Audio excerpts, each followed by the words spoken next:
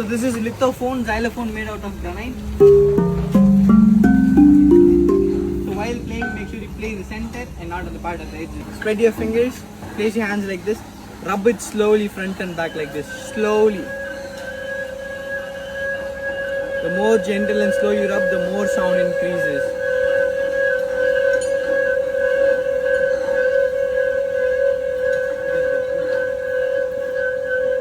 The same one here, but you have to do it upside down like this.